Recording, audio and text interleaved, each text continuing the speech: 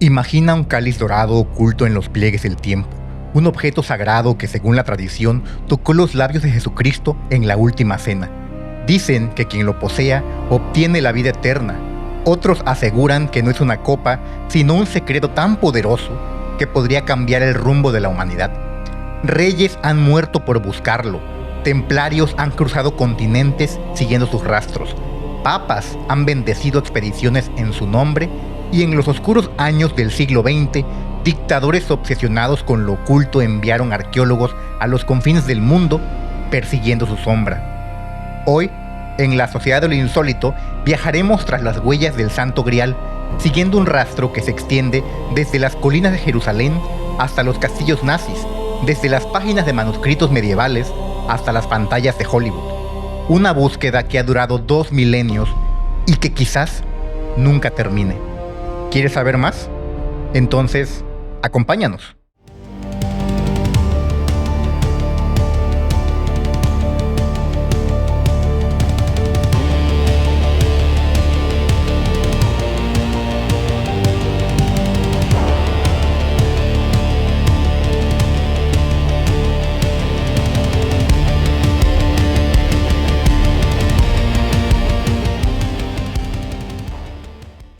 Bienvenidos a la Ciudad del Insólito, yo soy Marlon, como en cada ocasión me acompaña Pedro. Pedro, ¿cómo estás? ¿Qué onda, Marlon? Estoy muy contento de estar contigo una vez más aquí en el canal de la Sociedad de lo Insólito, en compañía de todos los insólitos que nos ven desde casita. El tema que traes, sé que es un tema muy bueno, creo que a todos les va a gustar y les va a sembrar esas ganas por querer investigar. Ahorita ya vamos a ir para allá. Pero sí, antes que nada quisiera agradecerle a toda la gente que se ha suscrito al canal. La verdad que se ve mucho su apoyo. Muchas gracias a todos ustedes por apoyarnos tanto. Y a los que no nos están apoyando todavía, ¿qué esperan para suscribirse al canal, dejar su comentario, su like? Sí, claro. Recuerden, amigos, que vamos por la meta de los 1000 suscriptores y al cabo que lleguemos a esa meta vamos a hacer un sorteo de artículos del milenio prohibidos. Artículos prohibidos. Que los Warren tienen ahí resguardo. Los Warren tienen en su bodega. En su resguardo. La verdad que van a ser artículos alegóricos al canal, muy bonitos, Sí. muy interesantes, con toda la esencia que tenemos. Sí, Así que no se pierdan esto, pero para lograrlo, como bien lo mencionó Pedro, debemos llegar a esta meta de los 1000 suscriptores, porque es lo que nos abrirá la puerta a poder hacer todas estas dinámicas. sí. ¿Y qué te parece si empezamos con el tema de hoy? Sí, Marlon, hay que empezar con este tema. La verdad estoy muy emocionado e intrigado como está el público también desde casa. Seguramente que sí. Y es porque el día de hoy, Insólitos, traigo un tema que hará las delicias de todos aquellos amantes de la historia, de los secretos que quedaron escondidos en el tiempo, Claro. de las reliquias, porque estaremos hablando del Santo Grial.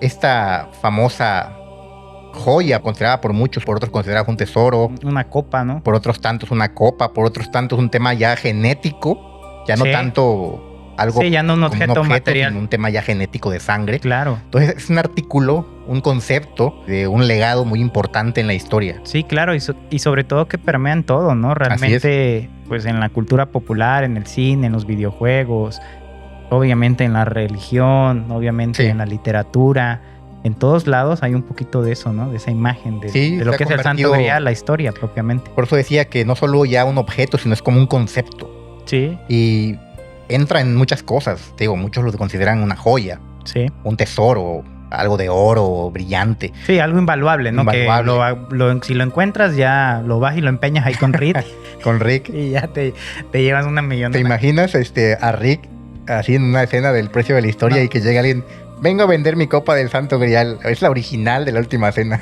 No mames. ¿Cuánto costaría eso?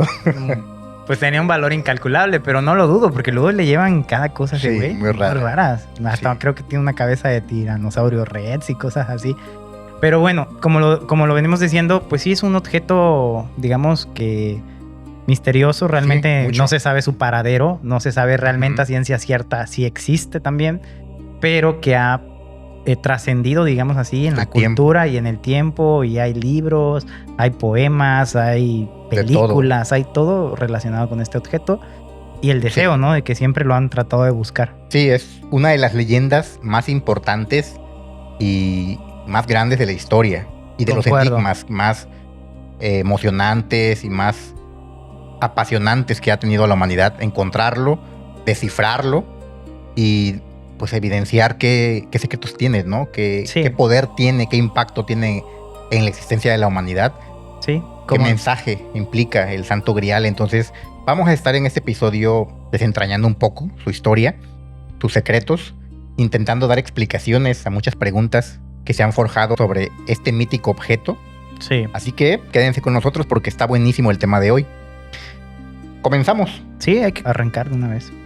Para comprender la obsesión milenaria por el Santo Grial, debemos regresar al epicentro de la fe cristiana, Jerusalén, año 33 de nuestra era. La tierra que me vio nacer. Sí, correcto. Mis primeros gateadas fueron ahí entre las arenas del desierto. Un ser antiquísimo. Antiquísimo. Pionero. Era jueves por la noche, en una habitación del piso superior de una casa en la ciudad santa. Órale. Un rabino itinerante de Nazaret compartía lo que sería su última cena Pozolito. con sus discípulos más cercanos. Supongo pozolito, ¿no? Por ser jueves. Pero bueno, su última cena. Sí, su última cena. Según los evangelios, Jesús tomó una copa de vino, la bendijo y la pasó entre sus seguidores diciendo: tomad y bebed todos de ella, porque esta es mi sangre, del nuevo y eterno testamento, que será derramada por vosotros y por muchos para el perdón de los pecados. Es una de las frases más importantes, Claro. con más impacto en la historia humana, con más simbolismo.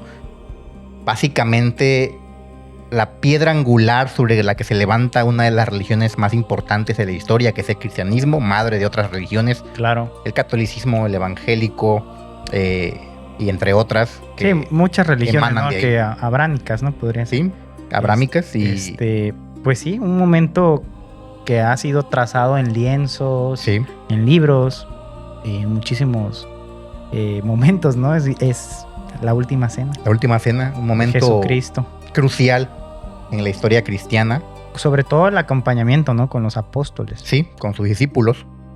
Este simple gesto, repetido millones de veces en misas alrededor del mundo durante los últimos 2000 años, se convertiría en el origen de uno de los misterios más perdurables de la Claro. humanidad. Tal cual, como lo dices, o sea, si tú vas a una misa católica, pues el padre Sí. saca su copa, me vierte el vino, lo ofrece. La consagración que le llaman. Consagración del vino y todo esto, el tema de la hostia. Ujú.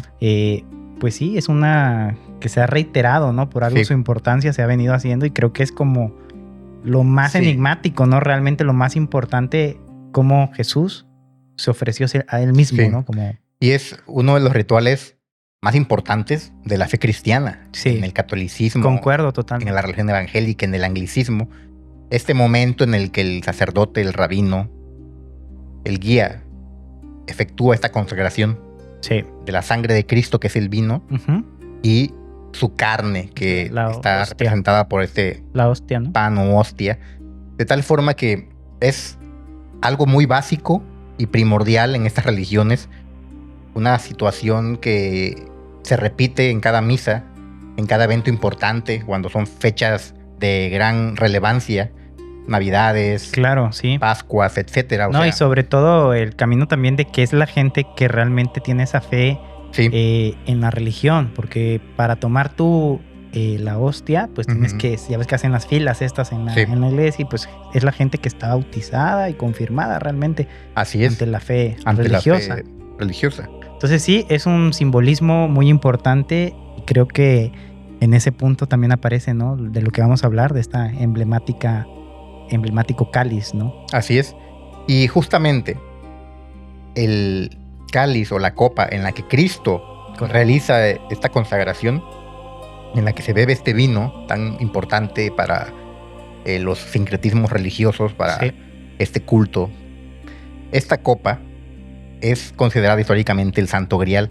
Sí, Es la representación más típica de esta figura del Santo Grial. Una copa, muchos dicen que es de oro, otros la han representado de diferentes maneras, muchos incluso la han representado como una copa de madera, madera, sí. otros una copa plateada, otros de otros tipos de materiales, ¿no? Que se usaban en la Sí, época. digamos que hasta de lo más lujoso hasta lo más Lo más ordinario, sencillo, ¿no? Digamos, ordinario. como la madera.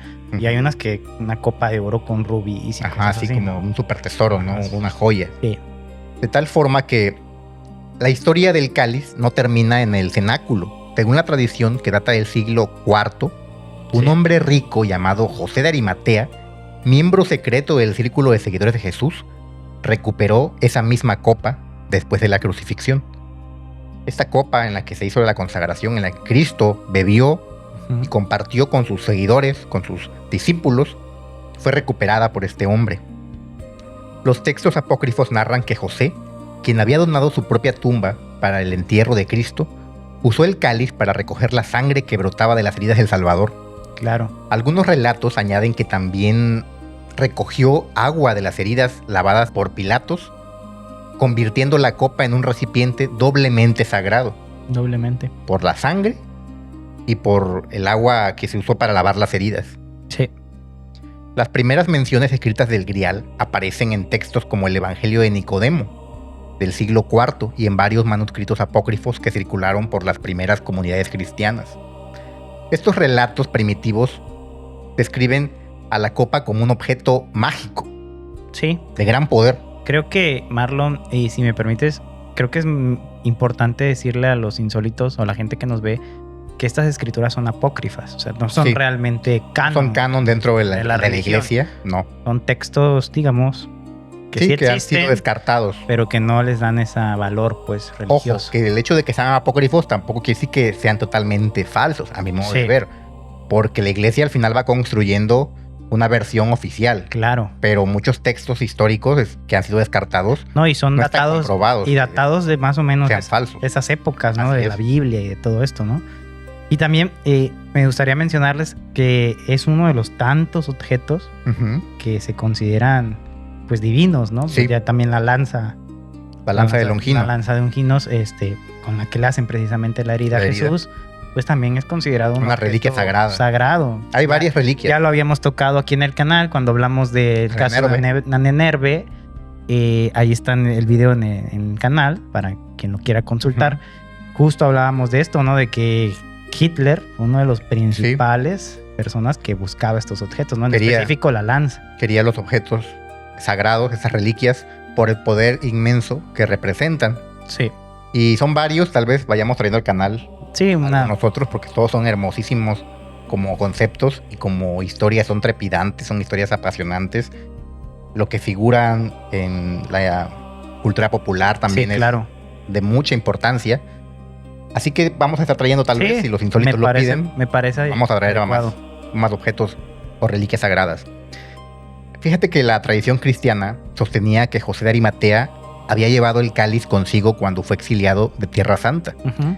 Según algunas versiones, viajó hasta Britania, estableciendo allí las primeras comunidades cristianas y ocultando la sagrada reliquia en algún lugar de las Islas Británicas, lo que ahora es Inglaterra. Ajá, Britania, sí.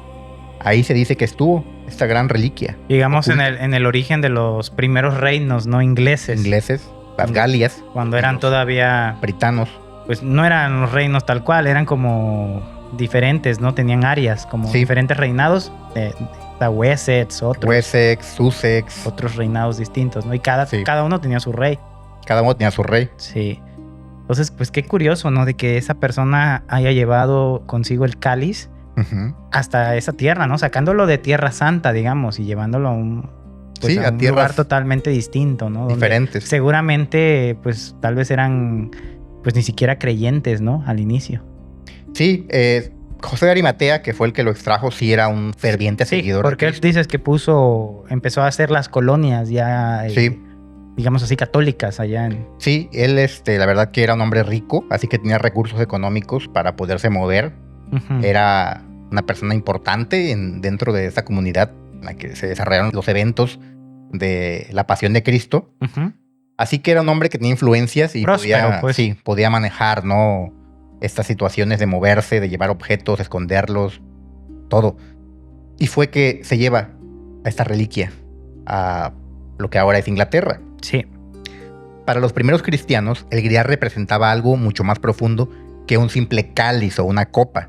Era el símbolo tangible de la nueva alianza, la prueba física de que lo divino había tocado lo humano en una época donde las reliquias constituían la conexión más directa entre los fieles y lo sagrado.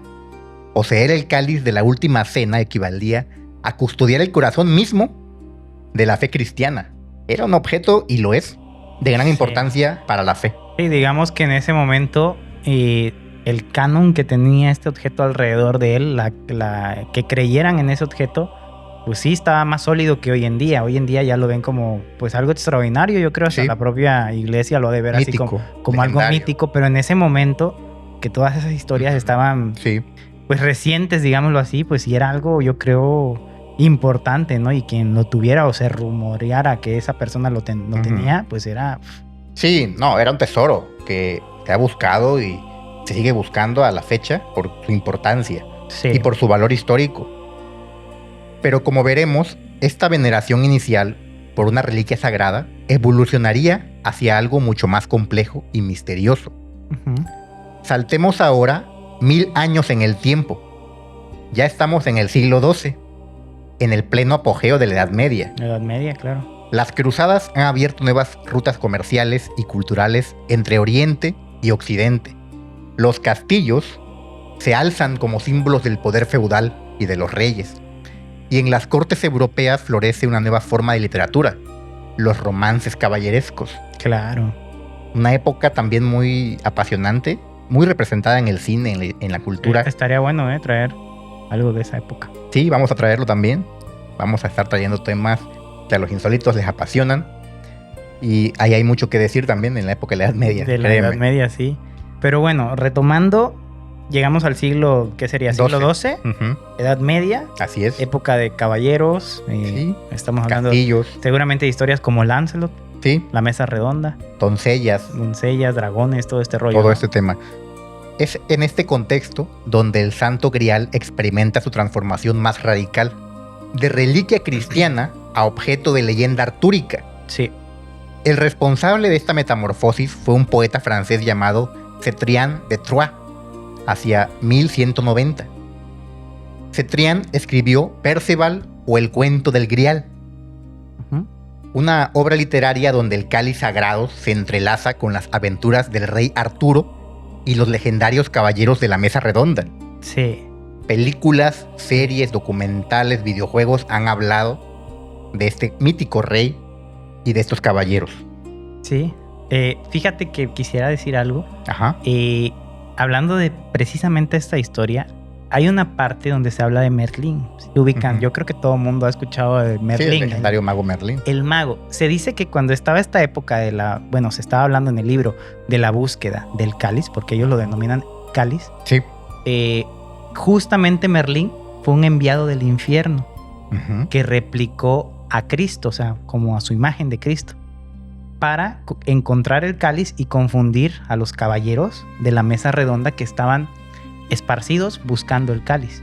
Wow. Entonces, como que después el corazón de Merlín, Ujú. de este ser, ente, digamos, cambia o se vuelve noble, digamos, y se vuelve ya el mago Merlín, Una persona buena. una persona buena, pero originalmente su idea de él era ayudar a encontrar el cáliz, pero para apoderárselo y destruirlo. Realmente es raro, ¿no? Porque todo el mundo tiene la imagen de Merlín y más en los cuentos del Merlín, el viejito El mago barbón, bueno. barbón, así buena onda, ¿no? Sí. Pero realmente, según el libro, dice que era un enviado del infierno.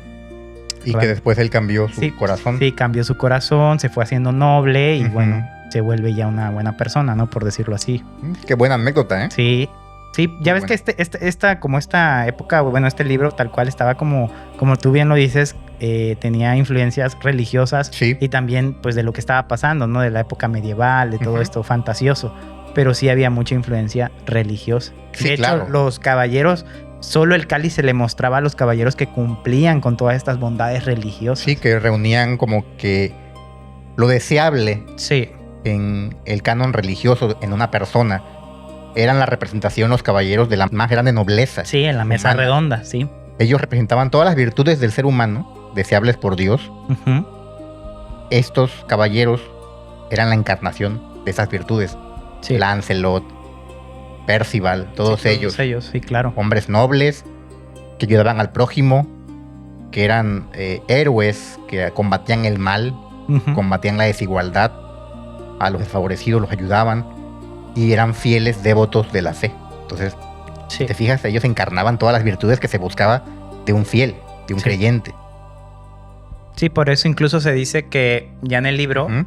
que quien custodiaba el cáliz era un rey que se llamaba el rey Tullido. Y que ese rey únicamente podría curarse cuando llegara el caballero adecuado con todos estos principios, digamos, que estamos diciendo, con toda esta manera de pensar o virtudes más bien religiosas. Solo a él le podría dar el cáliz para evitar que ese cáliz cayera en la mano de impíos. De impíos. Y entonces ya él sí lo iba a poder curar. Porque realmente el cáliz, lo que según dicen estos libros, es que había una especie de hostia dentro, que eso era lo que sanaba. Prácticamente era algo mágico, ¿no? Sanaba a todos. Curaba cualquier enfermedad, cualquier mal. Fíjate que en la obra de Citrián, el grial ya no es simplemente una copa. Es un objeto misterioso de poder sobrenatural. Durante un banquete en un castillo encantado, el joven caballero Percival ve pasar una extraña procesión, una lanza que sangra, un plato de plata y finalmente un grial, palabra francesa que significa plato hondo o escudilla. Ese es el significado de la palabra grial. Plato hondo o escudilla. Sí, es una palabra de francés antiguo. Grial. Lo fascinante de la versión de Cetrián es que nunca explica qué es exactamente el grial, ni cuál es su propósito. Esta ambigüedad deliberada convertía al objeto en un lienzo en blanco donde futuros escritores proyectarían sus propias interpretaciones místicas. Sí, del grial. Poco después de Citrián, otros autores medievales comenzaron a expandir y cristianizar la leyenda. Sí. Entre ellos estaba Robert de Borón en su obra José de Arimatea, de principios del siglo XIII. Él fue quien definitivamente conectó el grial artúrico con el cáliz de la Última Cena, creando el Santo Grial, que ahora todos conocemos. En estas nuevas versiones, la búsqueda del grial se convierte en la suprema aventura espiritual.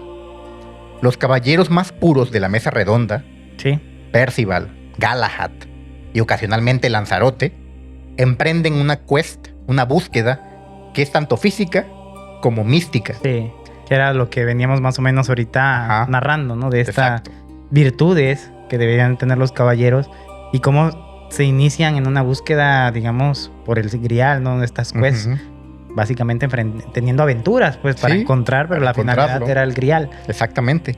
El grial solo puede ser encontrado por aquel que sea puro de corazón, libre de pecado y completamente dedicado a la causa divina. Por eso manifestaba que los caballeros encarnaban esas virtudes. Tenían que tener esas virtudes para que el cáliz se mostrara ante ellos. Exactamente. Esta evolución transformó radicalmente el significado del grial. Ya no era simplemente una reliquia cristiana, una joya que se veneraba por su conexión histórica con Cristo. Ahora representaba la búsqueda misma de la perfección, tanto espiritual como en otras cuestiones, ¿no? La perfección total. La unión del ideal caballeresco con la devoción religiosa. Esto era lo que se representaba en el grial. Órale. Tiene mucho sentido, digo. Sí, realmente sufrió una, digamos así, una mutación de la historia original. Porque realmente al inicio, cuando se llevan estas historias, pues simplemente lo veían como una joya, ¿no? Sí, importante, reliquia, sí, porque estuvo en la época de Cristo o en ese momento. Bebió de él, pero no le atribuían todas estas virtudes todavía. Ya después que se hace este libro, ya donde se cuentan las historias de Percival, de Galahad, pues ya se le empieza a dar el nombre de Santo Grial. Exacto. Y tener que los caballeros que lo buscan, tener todas estas virtudes, ¿no? Ajá, correcto. La genialidad narrativa de estas leyendas medievales radicaba en que el grial funcionaba simultáneamente en múltiples niveles simbólicos. Para los lectores religiosos representaba la comunión con lo divino. Sí. Para la nobleza simbolizaba el ideal caballeresco cristiano. Sí. Para los místicos encarnaba la búsqueda interior del alma hacia la iluminación. Cada quien le daba una connotación distinta, de acuerdo a su extracto. Si eras un caballero, si eras un noble, un rey, si eras un devoto, veías al grial de una forma distinta. Eso es lo inquietante y lo interesante del grial, que se adapta según las creencias y la visión de cada quien. Sí, claro. Pero quizás lo más importante de estas historias es que establecieron una característica fundamental que perduraría hasta nuestros días. El grial como objeto eternamente buscado, pero nunca definitivamente encontrado. En la mayoría de las versiones medievales, incluso los caballeros más puros solo logran vislumbrar el grial brevemente antes de que desaparezca nuevamente. Jamás lo logran encontrar y tomarlo completamente. Poseerlo, ¿no? Ujú. Siempre se muestra, pero los evade de cierta forma. Exactamente. ¿No? Fíjate que qué buena, digo, ha de estar muy padre leer ese libro. Realmente no sé en qué idioma.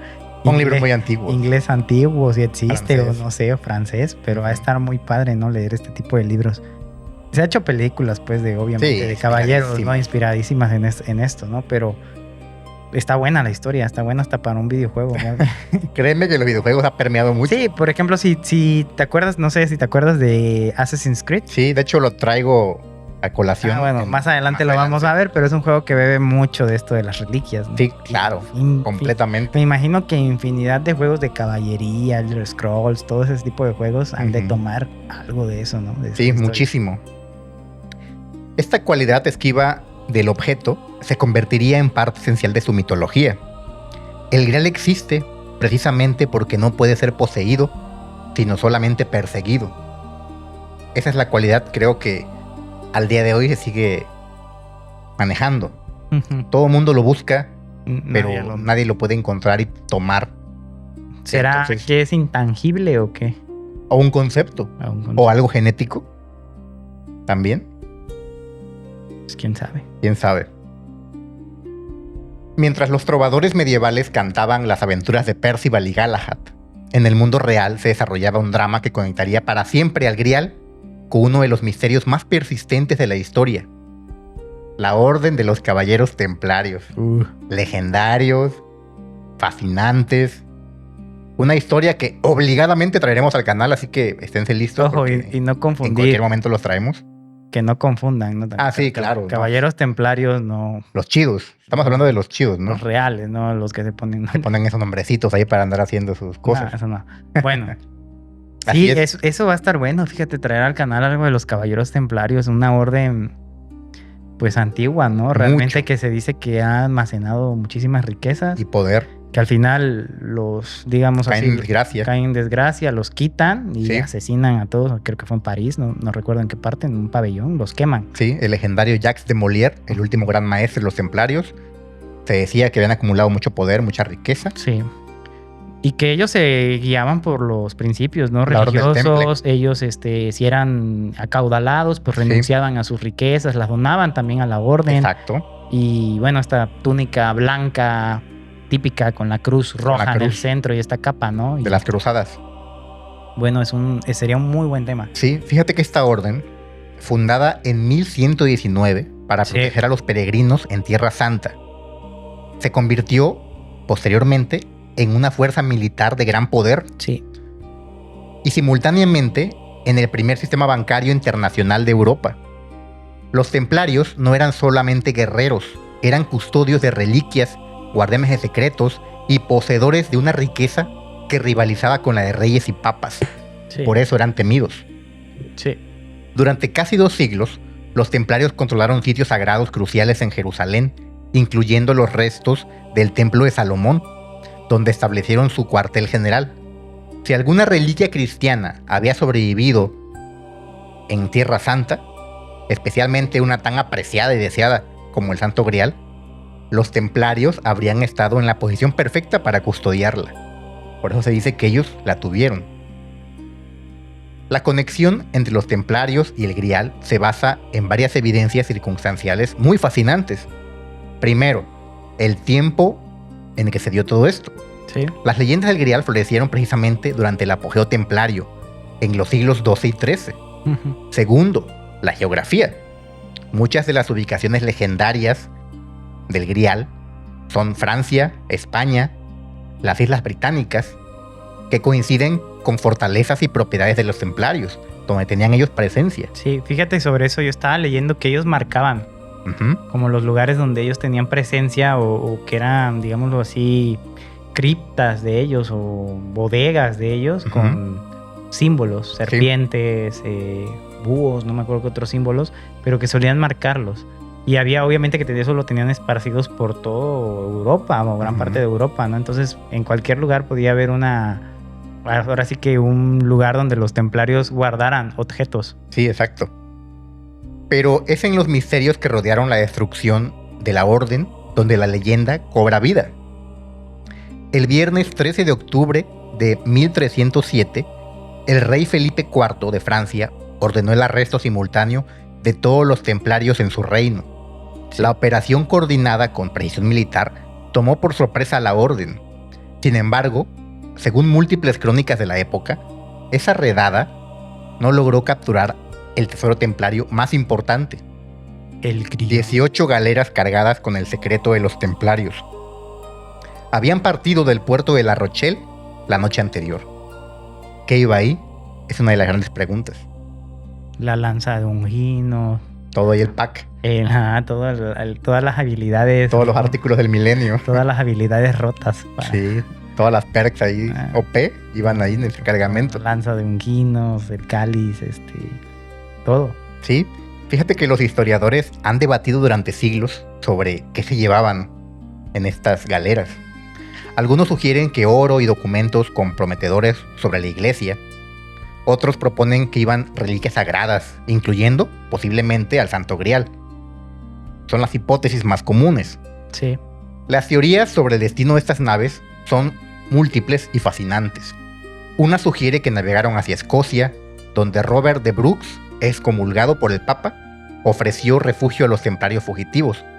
Otra propone que se dirigieron a Portugal, donde la orden se transformó en la Orden de Cristo bajo la protección real. Pero es la conexión con ciertos castillos e iglesias templarias donde la leyenda del Grial se vuelve más inquietante.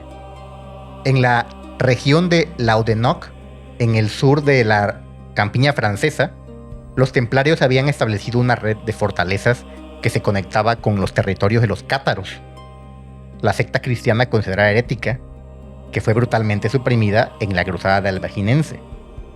O sea, se dice que el Grial pasó por toda esta ruta, Ujú. y uno de los lugares donde hay más probabilidad de que estuvo, es que los templarios estuvieron, es en este refugio de los cátaros. Esto se conecta también con la búsqueda nazi. Más adelante lo vamos a Ujú. explicar. Sí, donde van también ellos, ¿no? Exacto. Los cátaros, como los templarios, fueron acusados de poseer conocimientos secretos y reliquias ocultas. Cuando el último bastión cátaro, la fortaleza de Montsegur, cayó en 1244, 4 líderes cátaros lograron escapar con un tesoro no identificado o especificado. O sea, solamente se supo que iban con un tesoro. Ya no se supo más. Hacienda serían los únicos capaces de Yo creo. detenerlos con tanta fuga de tesoros.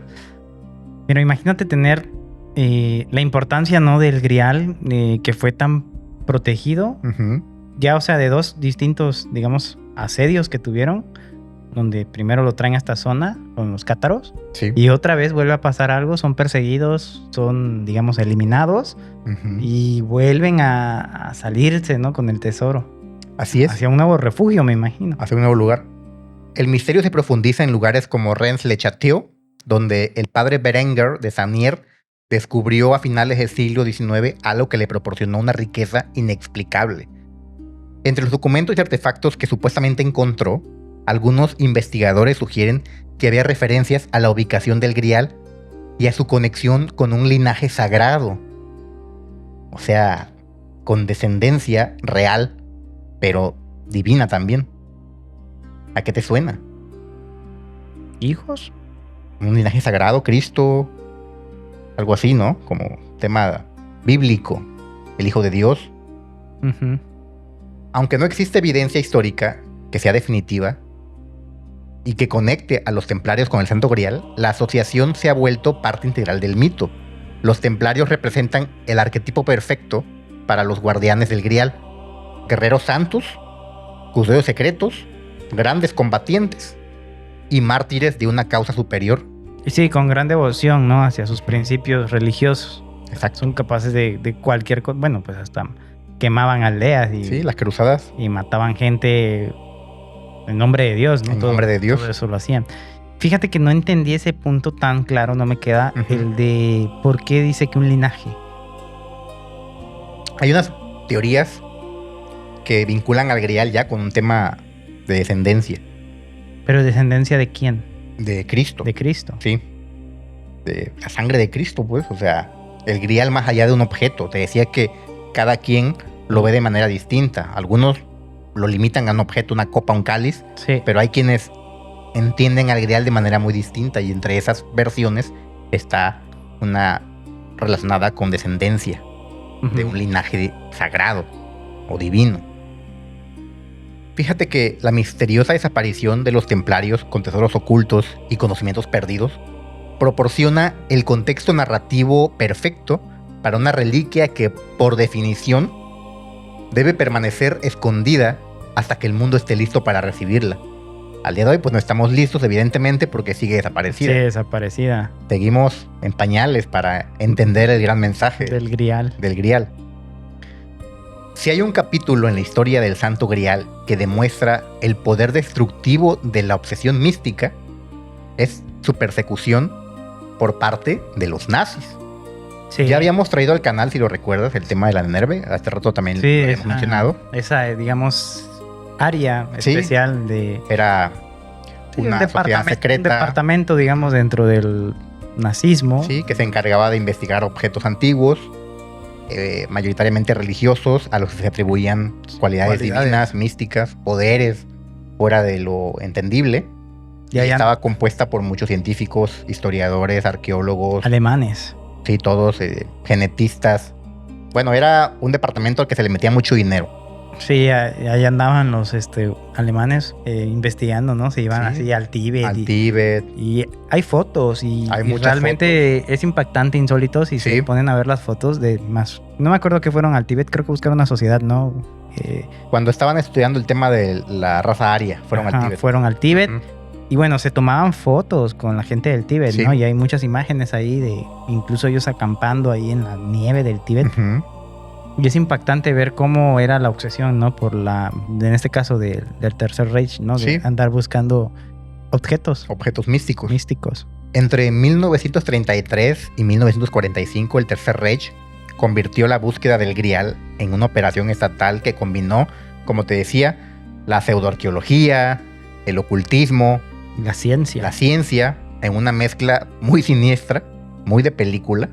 También eso ya de por sí como de película de Indiana Jones o cosas así, ¿no? Hellboy también, sí, muchos de Hellboy, así los típicos, pues, digamos, no... Los nazis ocultistas que buscan artefactos, experimentan. Exacto. Todo este rollo, ¿no?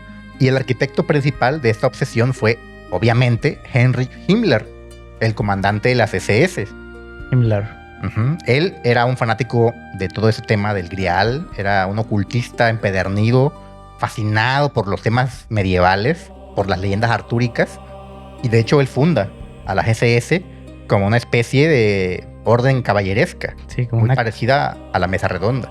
De hecho creo que él era más fan, ¿no? De esa historia, digámoslo así, de ese objeto, el Grial, que de la propia lanza, ¿no? Exacto. La lanza era el objeto que quería atesorar, pues, Hitler realmente. Exactamente. Él no lo veía tan factible, digamos. Sí, pero Himmler, con su influencia y su poder, que también era muy grande, logra darle presupuesto a esta organización, la toma bajo su manto y la lleva. Sí.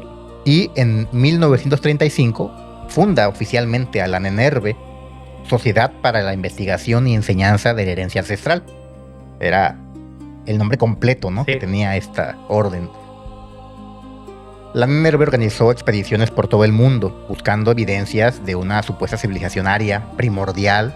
Enviaron arqueólogos, como habíamos mencionado, al Tíbet, buscando a los orígenes de la raza superior.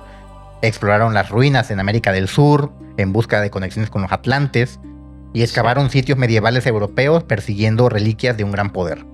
Hasta que Indiana Jones y el Nathan Drake los detuvieron, ¿no? A balazos. Sí.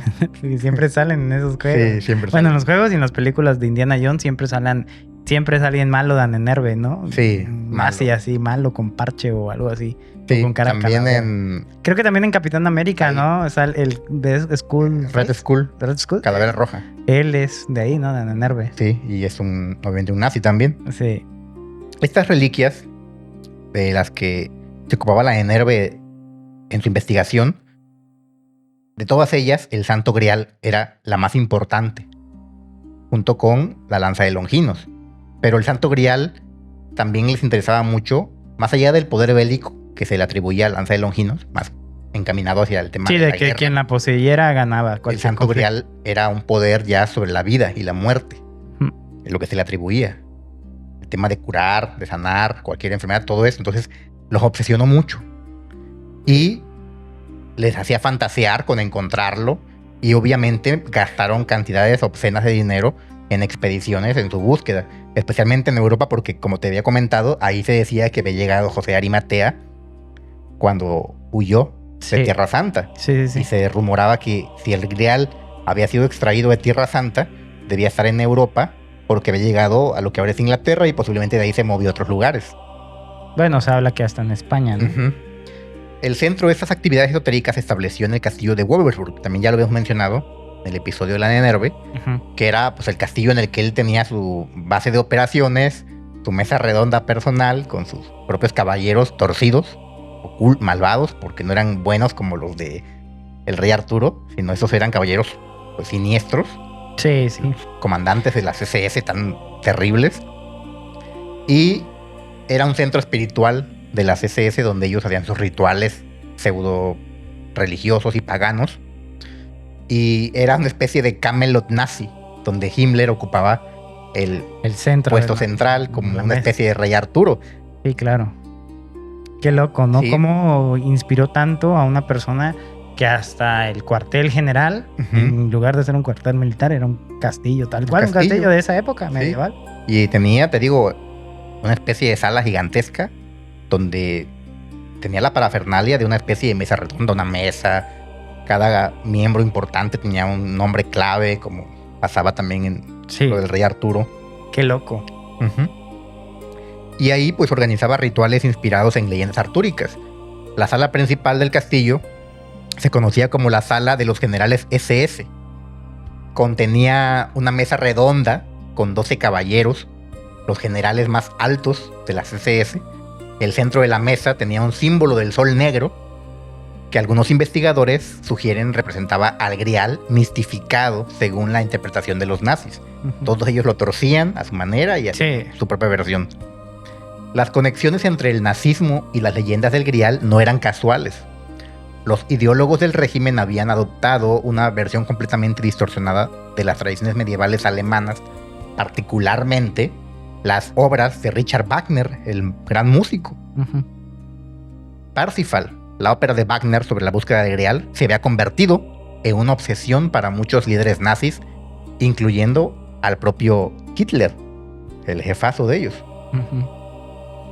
En esta interpretación pervertida, porque no se puede denominar de otra manera, era algo torcido, el Grial no representaba la salvación universal cristiana, sino la supremacía blanca, ¿no? Va a ser... sino la pureza racial aria. Los caballeros del Grial eran reimaginados como prototipos de las SS, guerreros brutales destinados a purificar el mundo de elementos inferiores.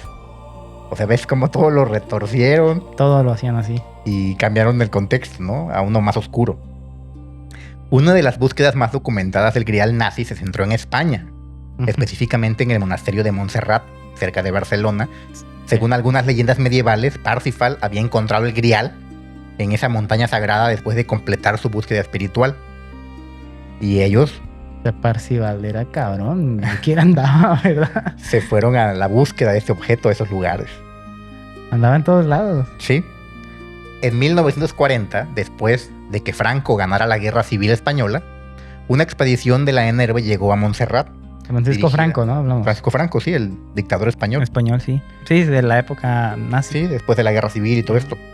Dirigida esta expedición por el antropólogo Dr. Edmund Kiss. Versos, tienen nombre de banda de rock. Sí. La misión tenía como objeto localizar el Grial y otros artefactos místicos que supuestamente se ocultaban en el monasterio. La expedición de Montserrat fracasó en encontrar el Grial. Obviamente no lo encontraron, pero se estableció un patrón que se repetiría durante toda la guerra. Donde quiera que las fuerzas alemanas llegaban y tomaban posesión de los territorios, equipos de la NRB llegaban, saqueaban museos bibliotecas y sitios arqueológicos en busca de artefactos con supuesto poder místico. Ese era el modus operandi. Llegaban los soldados, bombardeaban, balaceaban, tomaban el territorio Y saqueaban. y después llegaban los científicos de la ENERVE, hacían sus estudios, pero también se llevaban cosas, objetos de mucho valor histórico, y arqueológico obviamente, o sea, joyas, artículos milenarios. Sí, libros, no sé, Libros. cosas, no hay anotaciones, ¿no? Exacto. Otto Rahn, que ya habíamos Ya lo también habíamos hablado de él, mencionado, sí. era un investigador alemán que se obsesionó con los cátaros y especialmente con las leyendas del Grial. El Grial. Se dedicó su vida a estudiar El Grial. este objeto. Y él influyó mucho en la búsqueda del Grial porque se convirtió en una especie de consejero de Himmler en esa materia. Sus libros, Cruzada contra el Grial y La Corte de Lucifer, proporcionaron el marco teórico para estas expediciones nazis. Rahn creía que el Grial había sido custodiado por los cátaros en Montsegur y que su ubicación podía ser descifrada a través de textos medievales. Irónicamente, el propio Rahn desapareció misteriosamente en 1939, poco después de ser reclutado. Algunos sugieren que fue asesinado por conocer demasiado sobre las actividades ocultas del régimen. Otros dicen que descubrió algo tan perturbador que decidió huir. ¿Quién sabe? ¿Tú qué opinas? Ha de estar ahorita en Argentina, su Comiendo su... descendencia ya, pero Sí. ya no, pero pues, tal vez está comiéndose ahí una una picaña, un chorizo argentino, un choripán un choripán, o una milanesa napolitana, quién sabe. podría ser. La búsqueda nazi del Grial representa uno de los capítulos más oscuros en la historia de esta leyenda. Demuestra cómo los símbolos sagrados pueden ser corrompidos y utilizados para justificar los actos más atroces. Sí, eso sí, ¿no? Como un símbolo sagrado, Ajá. cómo lo llevan a ese grado de perversión, Sí, lo van degradando. de cambiarlo y decir, justifica que Por esa como, área, ¿no? como Por blancos ejemplo. somos superiores y tenemos que eliminar a todos los que consideremos inferiores. ¿no? Ajá, o sea, lo pervertieron Y tanto. lo hicieron porque, bueno, en cierto modo, porque llegaban a lugares, mataban y Sí. saqueaban Ujú. todo, o sea, Sí, exacto. dejaban Justo en lo que ruina dices. ese lugar. El Grial, que representaba amor divino, redención universal, fue transformado por los nazis en un símbolo de supremacía racial y de dominación. O sea, completamente alejado De su esencia. realidad Ujú, inicial, digamos. exactamente.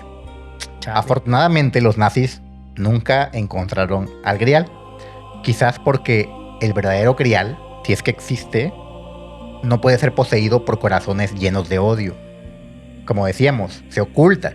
Sí. Ya habíamos mencionado en un Sí, principio. en los libros estos medievales, Ujú. redacciones medievales, y decían ellos que debía de ser una persona pura, Pura de de corazón. corazón para que el cáliz se mostrara. Se mostrara y que estos caballeros que habían encomendado la búsqueda, Pues eran y oscuros. salvaguardar. No, los caballeros de la mesa redonda Ah, no, ellos sí. Ellos Ellos eran tenían seres virtudes, ¿no? de pureza. Sí, Eran virtudes. el ejemplo de las virtudes humanas. Sí. No eran guerreros y ya, o sea, eran Sí, no, hombres nobles. no contrario al remedo de Ujú. caballeros que hizo Que Himmler. hizo Himmler, que eran Vatos. gente ambiciosa, malvada, etcétera, ¿no? Sí, claro. De tal forma que, sí, evidentemente, queda muy de manifiesto que si el Grial existe, no se va a mostrar Fíjate que a gente así. eso lo recoge muy bien. Perdón que traiga la referencia de Harry Potter, de la copa Ah. de Hogwarts. Sí, Ella también estaba oculta, la copa. Estaba Ujú. con un lugar, tenías que conocer su ubicación, pues, para ir a ese punto donde estaba. ujú, Entonces también como que maneja esa idea de que no se muestra, o sea, no Ajá. está ahí visible para Sí, todo el que- mundo, sino Y generalmente manejan mucho el tema de que lo que tú crees que es el Santo Grial, no lo es. no lo es.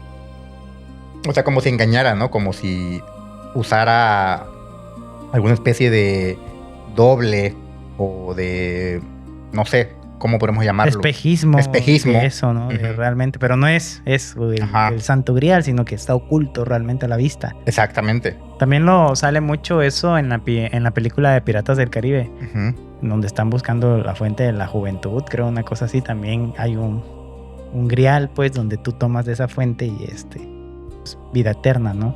Ujú. Se ha tocado en muchas películas. Sí, una influencia muy vasta. grande, sí.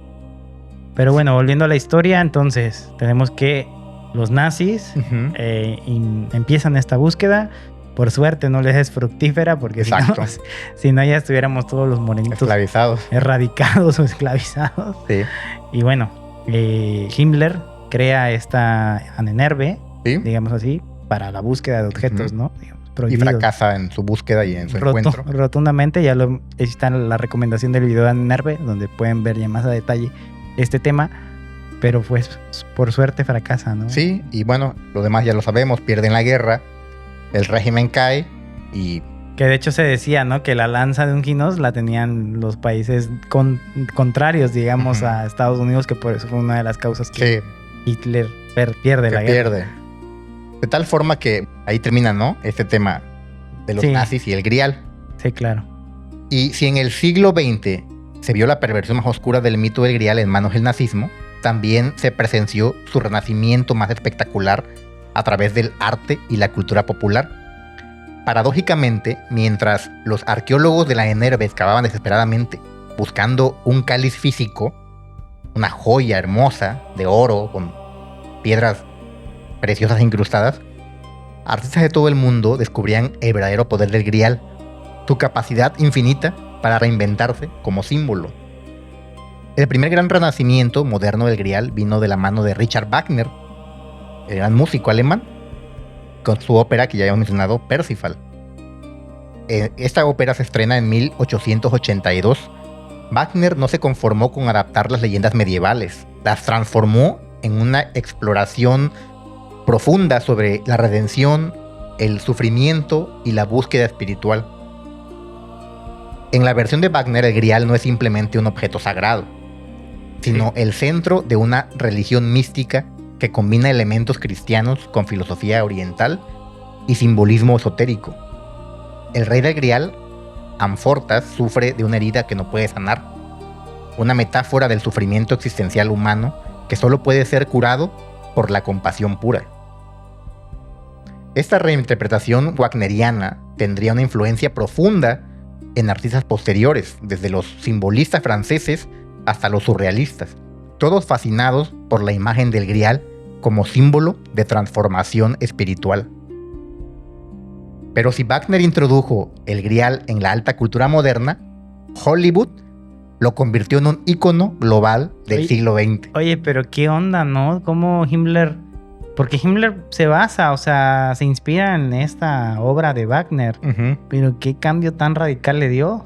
Sí, y es que el detalle de esto es... O sea, Wagner decía, ¿sabes qué? Como la retransformación de tu espíritu, Uh-huh. todo esta cuestión como espiritual bonita, digámoslo Sí. así. Y Himmler dice, ¿sabes qué? Pues para hacer supremacía aria, hacer Sí, los blancos. es que el detalle que debemos tener en cuenta es que ellos todo lo que veían como valores positivos los torcían para justificar su causa. Y Todo lo positivo... que emanaban de los arios. Sí, todo lo positivo lo convertían a propiedades arias o a virtudes arias, y lo que no era positivo lo mandaban a las razas que ellos decían que eran malas o inferiores. Y Wagner era muy venerado porque era, primero y sin lugar a dudas, un músico fuera de serie. Muy bueno. Su cabalgata de las valquirias y todo eso. Épica, bellezas, ¿no? Que sí. hasta se la ponen, creo que cuando llegan a la luna, ¿no? Todo tipo de películas y escenas. Pero era, la verdad, un talento, un genio musical. Entonces ellos lo veían como un ejemplo de lo que debía ser un alemán perfecto. Sí, claro. Y empezaron a tergiversar todo lo que él decía en sus obras, en sus composiciones, como una especie de mensaje encriptado de la búsqueda del Grial y de que la raza aria era la única destinada a poseerlo. Nice. Entonces todo lo torcieron así bien denso. Nice. Uh-huh. Ya se ve. Exacto. Se Entonces, ve así. Pues qué loco, qué muy loco. mal, porque realmente Wagner, pues creo que ni siquiera eran su manera de pensar, ¿no? no. Ni lo vio así. Malinterpretado. Bueno, no sé si. ¿Cree que Wagner estaba vivo en esa época o no? Ya había fallecido para Imagínate, cuando no les estaba revolcando. Hitler toma el poder. Ya Wagner ya no estaba. Estaba su familia, que se había quedado pues, con los derechos musicales, eran muy ricos. Y su familia sí acogió a Hitler. De hecho, Hitler era muy fanático de Wagner, así, pero un fan de los que dices que se compran todos los discos y todo lo que tiene que ver con el artista, así era Hitler. Claro. Y él peregrinaba cada año a la casa de Wagner, donde él había vivido, y se quedaba ahí varios días. Era la única vacación que se tomaba. el líder este. Ir a ver Ir a la casa de Wagner y se quedaba ahí. Había como una especie de festival cada año que se hacía en honor a Richard Wagner y él no se perdía ni uno. Era el único tiempo libre Y que me se imagino daba. que también fue un gran mecenas, ¿no? De la familia y de Sí, todo apoyó esto. mucho a la familia. La familia, la verdad, sí, como que tomó mucho provecho de él. Ujú. Ya no estaba Wagner, pero estaba la viuda, etcétera. Entonces todos ellos sí sacaron bastante ventaja, ¿no? De ser cercanos. O sea, imagínate ser tú un alemán y que el hombre Te que dirige el idolatre, país ¿no? Te idolatre idolatre a tu tanto. familia y vaya a tu casa y se quede ahí por varios días. O sea, te da mucha influencia. Sí, claro, ¿no? Y esto era el caso de esa familia, de Wagner. Pero mira, qué curioso como el cambio radical, ¿no? Sí. De la historia. Exacto. Y como te decía, Wagner llevó el tema del grial pues a las altas esferas, ¿no? Culturales. Claro, la sí. música sacra, la música de ópera. A la gente que pues escucha estos géneros, ¿no? Que generalmente son personas de la alta clase, Sí, digamos, sí. ricos. Pero lo que convirtió al Santo Grial en un ícono de masas global fue Hollywood, ya en el siglo XX. Y ninguna película capturó mejor la esencia aventurera de la búsqueda del Grial que Indiana Jones y la Última Cruzada, Claro. de 1989. Un señor peliculón de Sí, acción muy buena. que ha inspirado muchísimos otros estilos de cine. Ha pues inspirado videojuegos. Muchos videojuegos, Tomb Raider, Tomb Raider, sí. en el Uncharted. El propio juego de Indiana Jones que Ajá, salió. de típico cazatesoros, ¿no? Exacto. Busca tesoros. Versado en diferentes idiomas, Ajá, galante el con típico con galante con maestro las de mujeres, universidad, culto, experto en lenguas, filólogo, encantador, con un carisma inigualable, experto en combate. Ajá.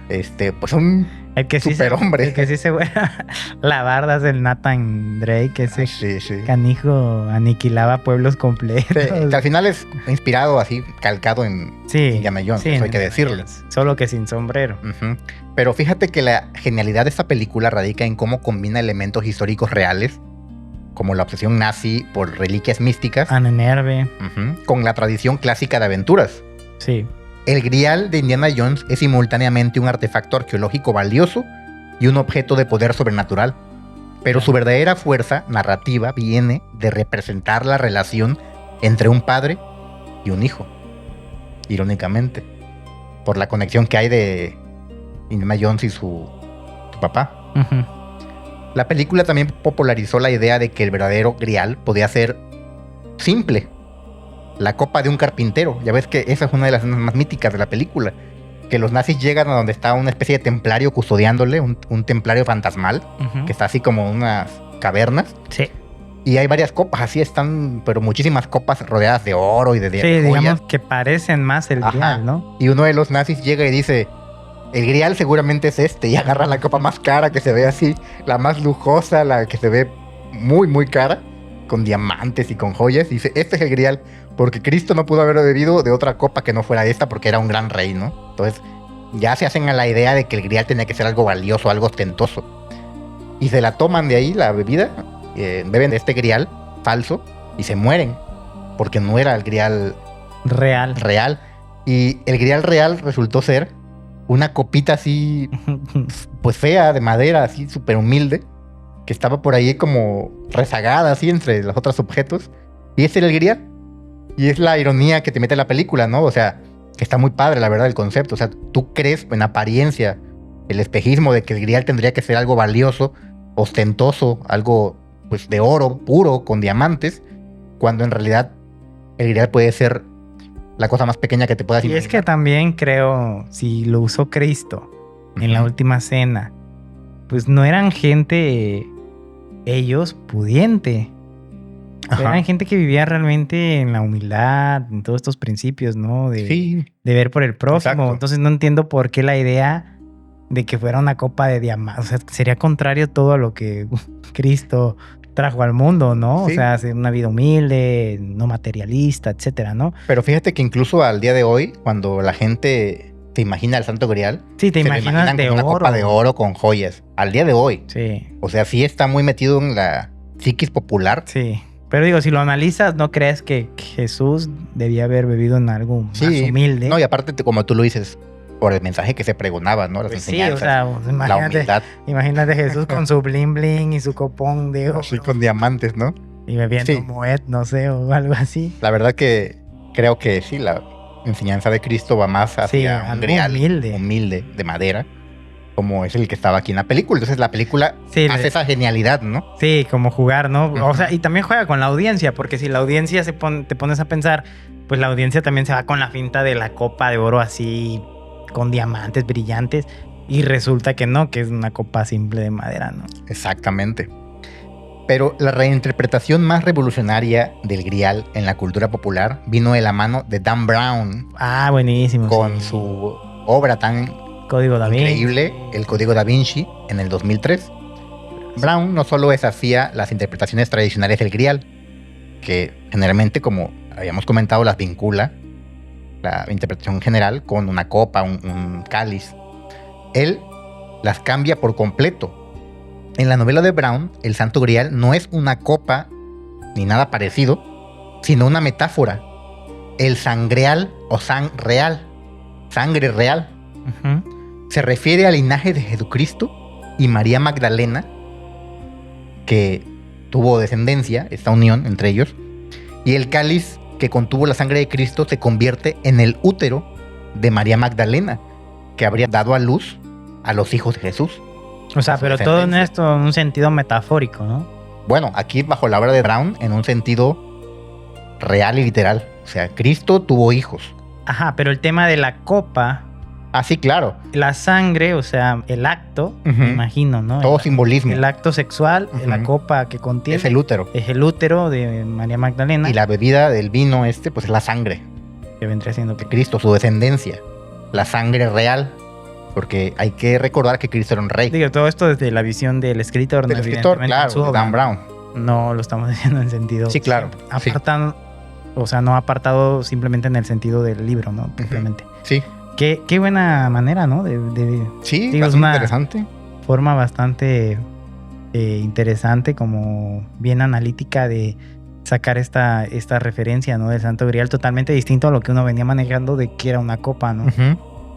Esta teoría, aunque presentada como ficción, generó controversia mundial y debates teológicos intensos. Esto era obvio. Sí. Brown había tocado uno de los tabús más grandes del cristianismo tradicional.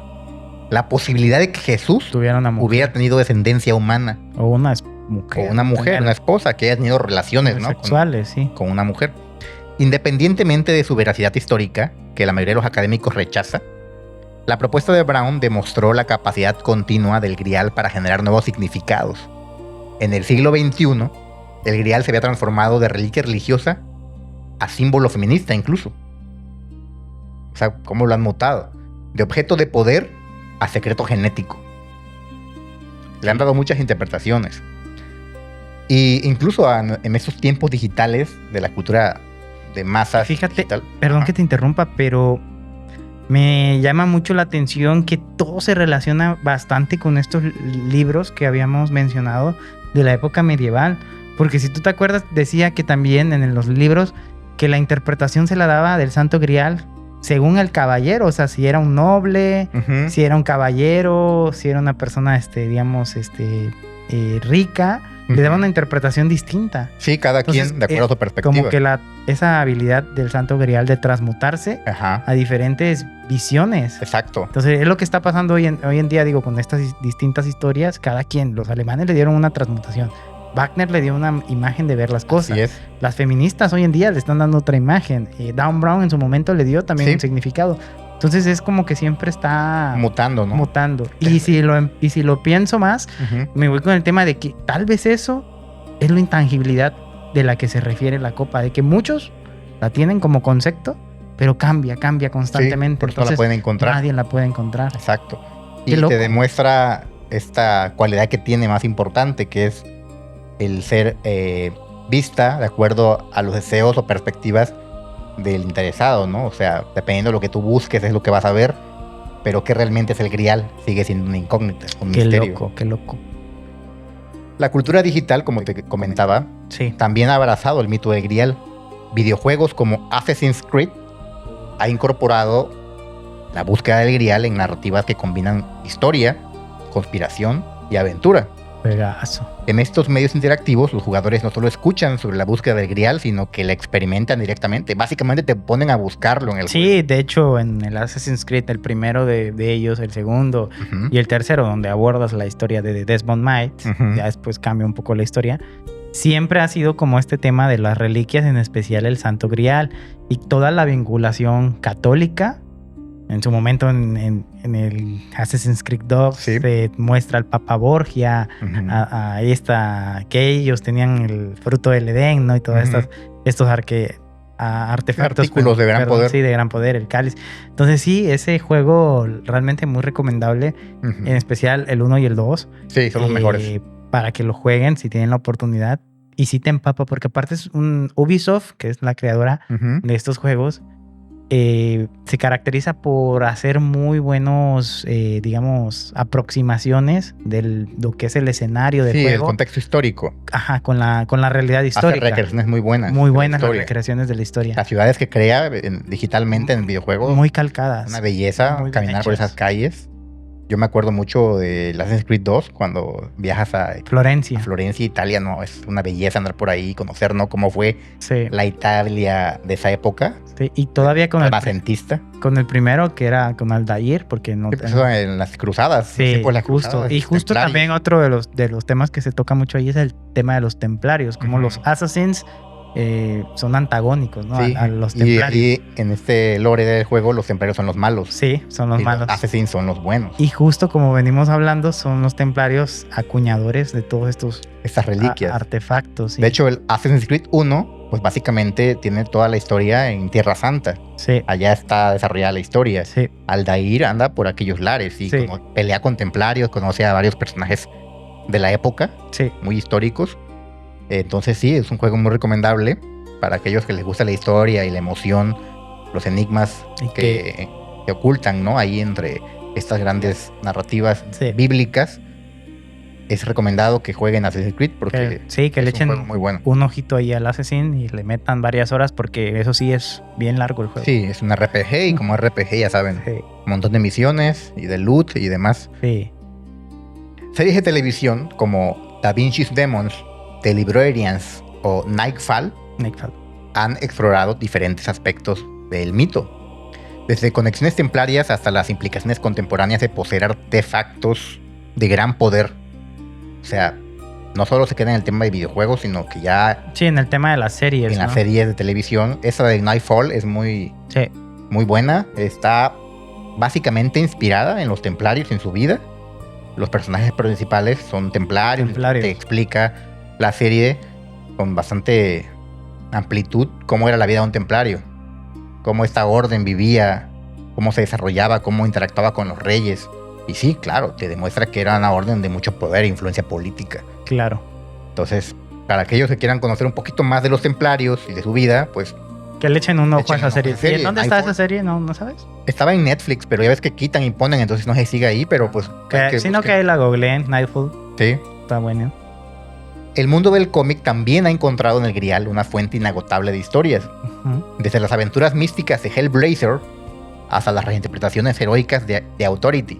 O, como ya mencionábamos, Hellboy, que también tiene algunas reminiscencias. Y es un cómic realmente. En ellas, el Grial aparece regularmente como el MacGuffin definitivo. El objeto que todos buscan, pero que trasciende su propia importancia material. O sea, más que nada en estos arcos de estos cómics, un mero concepto que te lleva a la historia real o al objetivo real, pero no es probablemente el final o el objetivo último de la historia misma.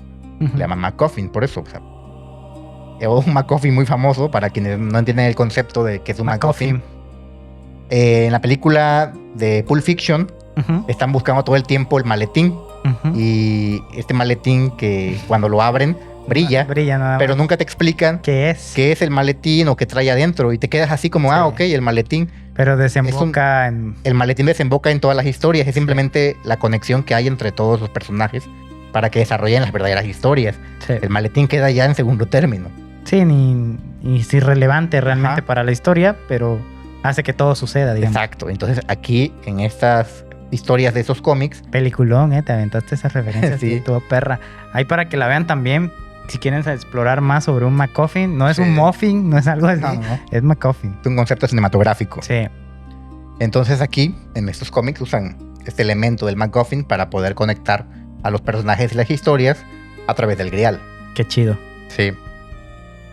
Y bueno, después de casi 2 milenios de búsquedas infructuosas, excavaciones fallidas y teorías contradictorias, surge una pregunta fundamental. ¿Qué es realmente el Santo Grial? Eso lo responde Miku Kaku.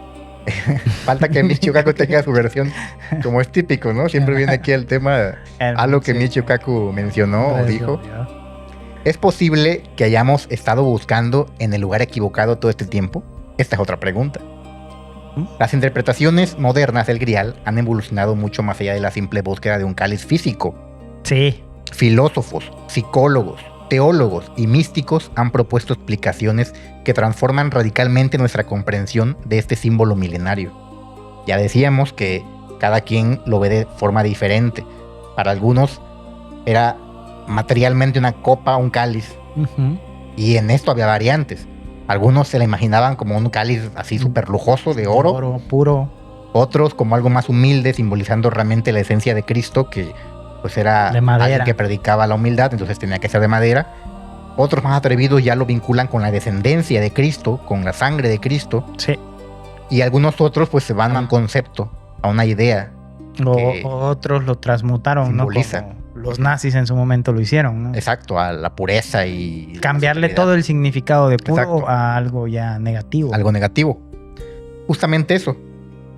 Y creo que es uno de los rasgos que más podemos destacar del Grial, ¿no? Cómo transmuta de acuerdo a las épocas, de acuerdo a las culturas. Se va adaptando, va evolucionando, como tú mencionabas. Sí, Interesante. Carl Gustav Jung, el famoso filósofo suizo, veía en el Grial un símbolo arquetípico de inconsciente colectivo. Para Jung, la búsqueda del Grial representaba el proceso de individualización, el viaje interior hacia la integración de todos los aspectos de la personalidad. El Grial no era un objeto externo que debía encontrarse, tal cual, sino una totalidad interior que debía realizarse. Interesante. sí, también una buena visión. Esta interpretación psicológica explica por qué el Grial aparece solo ante aquellos que son puros de corazón. No se trata de pureza moral en el sentido convencional, sino de la integridad psíquica, Sí, la capacidad de enfrentar y aceptar todos los aspectos del ser, incluidas las sombras más oscuras, autoconocerte, saber lo bueno y lo malo de tu interior. o sea, podría ser el Grial omnipresente, ¿no? En Ajá. cada quien, Sí, tu internamente. Grial interno. Pues no es una mala idea. Y justo cuando depuras y alcanzas este nivel, digamos, de pureza mental, Ujú. pues ves, ¿no? Lo que es el Grial. Lo que es el Grial. O lo tienes ahí a la mano. Exacto. Los enfoques esotéricos y místicos han desarrollado interpretaciones aún más radicales. En la tradición gnóstica moderna, el Grial representa la gnosis, el conocimiento directo de lo divino que trasciende la fe ciega y el dogma religioso.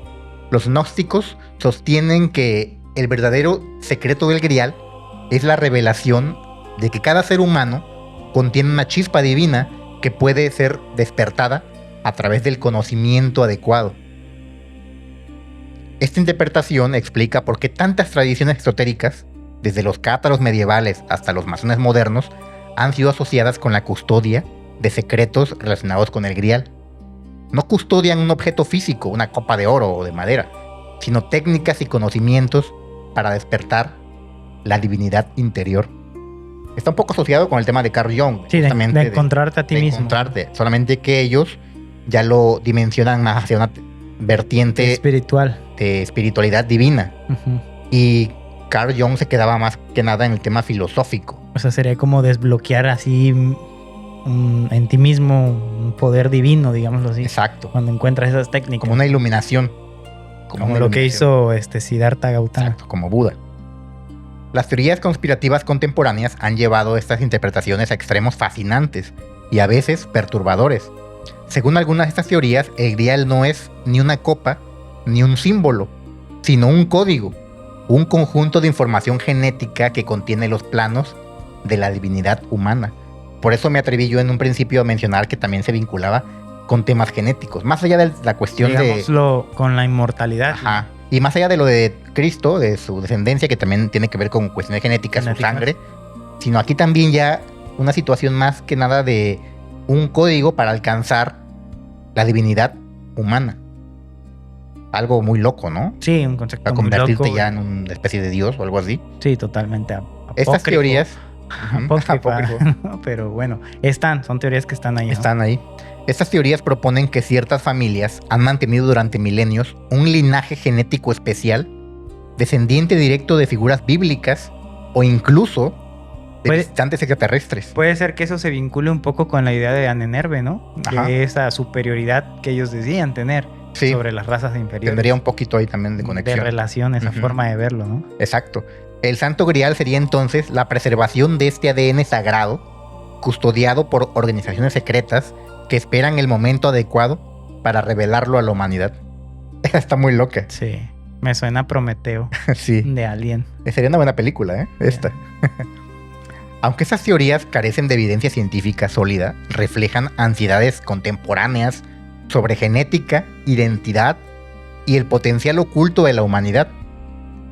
En una época donde la ciencia ha revelado los secretos del ADN y la posibilidad de manipulación genética, el Grial se ha convertido en una metáfora de la evolución humana dirigida. ¿Será acaso el Grial, cuando encontremos la forma de llevar al humano a, por ejemplo, evitar la muerte por envejecimiento, la enfermedad, la siguiente fase de la evolución? Esa sería una forma de ver el Grial también. El pináculo de la humanidad. Ajá. ¿No? Perfeccionarse. La cúspide de el humano. Sí, llegando a través de la edición genética. Automejoramiento genético. Las mejoras. ¿O por qué no puede ser a través de un mundo cyberworld? O de cyberworld. También podría ser una forma. La fusión humano-máquina. Válidamente entraría ahí también como una especie de pináculo humano. Evolutivo. Evolutivo, sí, claro. Qué loco. Otra interpretación fascinante proviene de las tradiciones espirituales orientales que han encontrado paralelos sorprendentes con la leyenda del Grial. En el budismo, la búsqueda del Grial se asemeja a la búsqueda del cuenco de Buda, un recipiente que simboliza la mente iluminada capaz de contener la sabiduría infinita. Interesante. Sí, no, sí guarda relación también. Sí. Lo que hizo Buda, ¿no? Que llegó al nirvana. Al nirvana, sí, exacto. Los sufíes islámicos hablan de Yami Yam, una copa mística que revela la verdad a quien logra beber de ella. Los hindúes tienen el concepto del Amrita Kalash, el cáliz de la inmortalidad que contiene el néctar de los dioses. A ver, ¿será que, me pongo a pensar, ¿será que las religiones sí, es lo que siempre ha pasado? O copian unas de otras. Se inspiran entre unas y otras, sí. Y siempre, o sea, si te fijas, siempre los mismos objetos, simplemente con distintas historias, digamos así, sí. Capacidades, cualidades, pero básicamente ¿por qué la copa? ¿Por qué la cruz? ¿Por qué todos estos elementos no se repiten muchas veces? Sí, y ya lo habíamos traído a colación en el tema del diluvio universal. Oh, sí, también. Acuérdate que ahí hay tenían sus versiones de diluvios. Versiones de diluvios. Es lo loco, insólitos, cómo se rozan en algún punto las religiones distintas. Así es. Cuando pues ni siquiera había tanta conexión entre esos distintos terrenos, digámoslo así. Y en algún punto rozan, comparten ideas. Hay similitudes bastante intrigantes. Los hindús creen como en 100,000 dioses distintos, en un elefante con muchos brazos. Sí. Y los católicos, pues, en Cristo y así. Son religiones totalmente distintas, ¿no? Pero guardan similitud. Muchísimas similitudes. Y estas conexiones transculturales sugieren que el Grial podría representar algo más universal. El arquetipo humano de la búsqueda de trascendencia presente en todas las tradiciones espirituales, independientemente de su origen geográfico o histórico. Sí. Los estudiosos de religiones comparadas proponen que el Grial es la versión cristiana occidental de un símbolo universal, el recipiente sagrado que contiene la esencia de lo divino. Este recipiente puede ser una copa, una caverna, un útero, una mente iluminada o incluso el corazón humano purificado. Sí. Otra teoría muy interesante, ¿no? Sobre sí, porque abarca todo. Puede ser cualquier cosa. Y se vincula con lo que hemos venido platicando, de que el Grial depende de la perspectiva de la visión de cada quien. Exacto. Y desde esa perspectiva, la pregunta ¿dónde está el Santo Grial? Se transforma en ¿cómo podemos convertirnos en el Santo Grial? La búsqueda externa se convierte en transformación interior. Pero quizás la interpretación más radical del Grial viene de los pensadores posmodernos, quienes sugieren que su verdadero poder reside precisamente en no ser encontrado jamás. El Grial funciona como el horizonte. Sin importar cuánto avancemos hacia él, siempre permanece a la misma distancia. En esta lectura, el Grial no es el objetivo de la búsqueda, sino la búsqueda misma. Su función no es ser poseído, sino inspirar el movimiento perpetuo hacia algo superior. La búsqueda constante. Del cambio, ¿no? Exacto, sí. La iluminación, de volverte cada vez más capaz. Así es. El Grial mantiene viva la esperanza humana de que existe algo más allá de la mediocridad de la existencia cotidiana. Me gusta esa manera de verlo. Sí. Esta interpretación explica por qué cada generación ha redefinido el Grial según sus propias necesidades y obsesiones. Para los medievales era la perfección caballeresca. Para los románticos del siglo XIX era nostalgia por un pasado idealizado. Para los nazis era la supremacía racial. Para los hippies de los años 70 era conciencia expandida. Para la era digital en la que vivimos es información oculta y códigos secretos. Sí. Qué interesante también. Sí, muy interesante. Yo creo igual, como lo vienes narrando ahí, es una cosa el Grial que se transmuta según la necesidad, según tu manera de ver el mundo, de afrontar las cosas. Me gusta esa manera de que se menciona ahí, de que es como caminar hacia el horizonte, ¿no? Nunca vas a llegar, no vas a topar con él, no lo vas a alcanzar, pero todo el tiempo estás avanzando. Y aprendiendo y aprendiendo y tratando de mejorar, ¿no? Entonces creo que esta es la visión, me quedo yo con esa parte de la visión del Grial. Quiero verlo de esa forma. Más allá de un objeto, más allá de una copa cara, más allá de una copa de madera, el objeto creo que es a ti mismo reinventarte y encontrar tu mejoramiento personal, ¿no? Cada vez más. Sí. O como sociedad, o digámoslo como país, o como lo que sea, pero cada vez como yendo hacia adelante, ¿no? Sí, es una buena perspectiva. Y aunque las interpretaciones simbólicas del Grial han ganado prominencia académica, la búsqueda del objeto físico nunca se ha detenido por completo. Lo siguen buscando. Lo siguen buscando. En las últimas décadas, arqueólogos, historiadores y aventureros modernos, Indiana Jones actuales, han continuado persiguiendo pistas. Ya con Waze, con GPS. Sí, ya, claro. Sí, en sus Jeeps, Wranglers. Con todo. Todo equipado. En sus Jimmits. Sí, exacto. Y ellos siguen buscando al Grial en lugares recónditos de la tierra, siguen hilando pistas que podrían llevar al verdadero cáliz de Cristo. Una de las teorías más respaldadas académicamente sugiere que el Santo Grial podría ser el Santo Cáliz venerado en la Catedral de Valencia, España. Esta copa de agata fue identificada por algunos estudiosos como la que utilizó Jesús en la Última Cena, basándose en análisis arqueológicos que datan a este objeto en el siglo I después de Cristo, y su origen es en el Medio Oriente. El cáliz de Valencia tiene una procedencia relativamente clara. Según la tradición, fue llevado a Roma por San Pedro, después de la Huesca por San Lorenzo durante las persecuciones del siglo III, y finalmente a Valencia en el siglo XV, ya siglos después. Aunque esta cadena de custodia tiene vacíos documentales, es considerablemente más sólida que la de otros pretendientes al título, ¿no? De Cáliz. Santo Grial o de Cáliz. Esta está interesante y estaría cerca aquí de... Sí, era lo que yo había leído, ¿no? Que está en España, pues, supuestamente, ¿no? El cáliz que se asume como tal, más documentado y posiblemente más real, ¿no? De todos los supuestos cáliz que hay. Exacto. Sin embargo, la Valencia no es la única ciudad que reclama poseer el verdadero Grial. La Catedral de Génova custodia el Sacro Catino, un plato hexagonal de vidrio verde que fue considerado durante siglos como el Grial auténtico. La iglesia de Santa María de Asís en León, España, alberga el cáliz de Doña Urraca. O sea que España quiere dos cáliz. Quiere dos cáliz. Y este es el segundo, el cáliz de Doña Urraca, una copa del siglo XI extraordinariamente ornamentada que algunos identifican como el Grial. Aquí yo ya no consideraría que sea, porque si está muy ornamentada y muy bonita y vistosa, yo no creo que Cristo viviera de ahí. Por lo que ya hemos comentado, ¿no? Sí. Porque Pues, ya beber de una copa con joyas, con mucho lujo, creo que no iba con él. no iba con él, ni con la cena. Ni con la enseñanza que estaba Ni dando. la cena, ni dónde fue. O sea, pues era como... Sí, me inclinaría más a la primera, ¿no? Sí, la primera A la de de España. Valencia. Creo que sí, esa puede ser, ¿no? Si fuera... Sí, claro.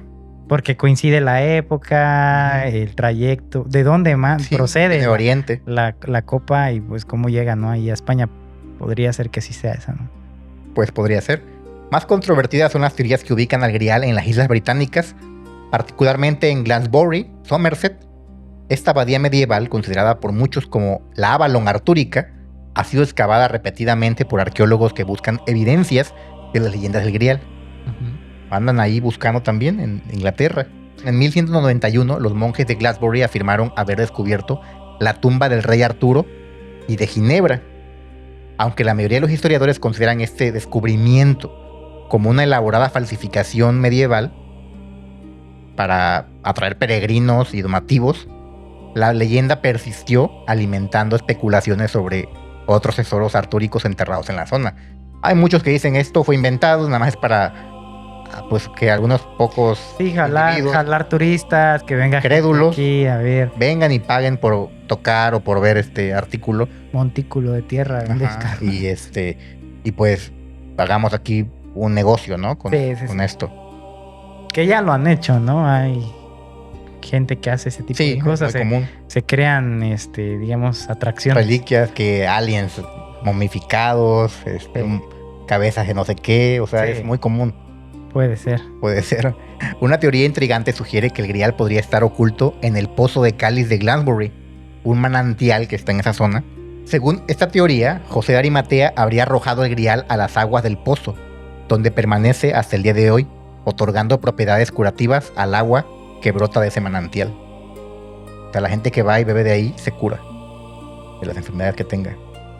Creo que sí, ¿no? He visto que van y beben. Es muy famosa. De ahí esa atracción. Quién sabe si se curen, pues todos, pero que creo que sí hay datos de gente que se cura. Es uno de los enigmas más que hay en el mundo, ¿no? Sí. El agua del pozo del cáliz tiene una coloración rojiza distintiva debido a su alto contenido de hierro, lo que los creyentes interpretan como evidencia de que contiene la sangre de Cristo preservada en el Grial sumergido. Órale.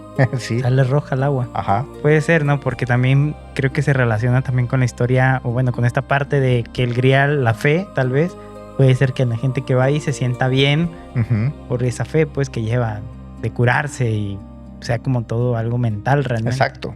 ¿Quién sabe? Es interesante. Es interesante, sí. En años recientes, la tecnología moderna ha añadido nuevas dimensiones a la búsqueda del Grial. Radar de penetración terrestre, análisis de carbono 14, espectrometría de masas y otras técnicas científicas han sido aplicadas a varios candidatos al título de verdadero Grial. Verdadero Grial. Sin embargo, cada nuevo análisis científico parece generar más preguntas que respuestas. Las dataciones contradicen las tradiciones en las que se basan. Los análisis químicos revelan composiciones inesperadas y los estudios históricos descubren inconsistencias en las cadenas de custodia. Es como si el Grial resistiera activamente los intentos de la ciencia por catalogarlo o descubrirlo. Como si el Grial dijera, ¿saben qué? A mí no me van a descifrar. Yo soy indescifrable. Y pues, no pueden contra él. Pues sí, el Grial se ha mantenido, ¿no? En este enigma constante. Y qué chido que hasta la fecha siga siendo motivo de búsqueda, ¿no? Y motivo de investigación. Sí. Pero yo me quedo 100% si me preguntan, que nadie me está preguntando, pero pues me quedo con esa visión de que es algo interno realmente. Siento que es como que lo más poético, ¿no? Sí, a mí me gusta esa visión, dime romántico o lo que sea, pero me gusta esa manera de... Es bonita, sí. Pero pues qué raro, ¿no? Que digo, hasta negocio ya salió, porque imagínate esa gente que va ahí a Glansbury. ¿Cómo se llama el lugar? Glansbury. Y van y beben agua y todo, pues me imagino que no gratis, ¿no? No, seguramente ahí hay alguien que en la entrada te está dando un ticket a cambio de unas cuantas monedas. ¿Quién le dio esa atribución si el cáliz es divino, la sangre de Jesús?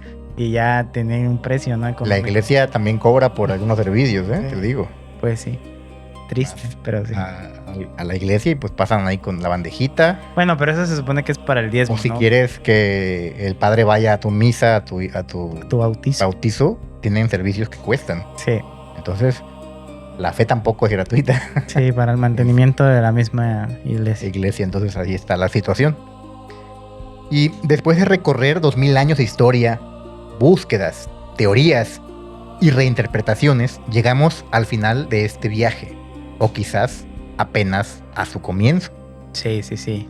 Desde las colinas de Jerusalén hasta los castillos de Baviera, desde las bibliotecas medievales hasta los servidores digitales modernos, el Grial ha demostrado una capacidad única para adaptarse, evolucionar y sobrevivir.